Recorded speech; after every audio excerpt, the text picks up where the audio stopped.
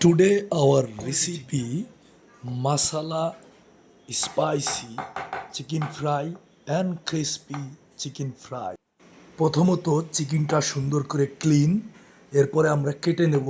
একটি পাতিলে নেব, মশলা দেওয়াটা সহজ হবে। মাসালা ফ্রাই চিকেনের জন্য আমরা মুরগি, এটা হচ্ছে পোলট্রি মুরগি, হ্যাঁ 1 কেজি সাইজের মুরগি। এইটাকে আপনার হচ্ছে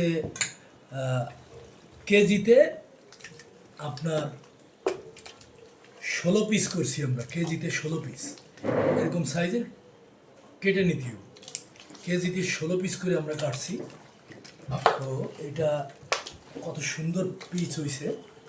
তো এই 16 পিস করে কেটে নেওয়ার পরে এখন আমরা এটার উপরে মশলা দিব। মশলা দিয়ে এটারে লং টাইম একটা রেস্টে রাখবো। গার্লিক পেস্ট নাইসলি পেস্ট করা, তারপরে হচ্ছে এটা হচ্ছে জিঞ্জার পেস্ট পরিমাণ মতন। মশলার ক্ষেত্রে আমরা কিছু টমেটো ইউজ করব, সেটা টমেটো সস, অথবা আপনারা টমেটো সসের জায়গায় অপশনাল চিলি সস ইউজ করতে পারেন। তো টমেটো সস দিয়ে দিলাম। তারপরে হচ্ছে কিছু ব্ল্যাক পেপার হালকা পরিমাণ মতন, সল্ট পরিমাণ মতন সল্ট, এটা হালকা একটু সিজনিং পাউডার স্বাদ অনুযায়ী। তারপর হচ্ছে যেহেতু মশলা হবে, সো ওই ক্ষেত্রে একটু স্পাইসি দরকার। স্পাইসির ক্ষেত্রে আমরা শুকনো মরিচের গুঁড়া, যেটা শুকনো মরিচের পাউডার বলতে পারেন, সয়া সস। সয়া সস একটু ফ্লেভারটাও হবে এবং এইটার হচ্ছে টেস্টটাও বাড়বে সয়া সসের কারণে। আর এখানে হচ্ছে হালকা একটু হোয়াইট পেপার সামান্য পরিমাণ মতন।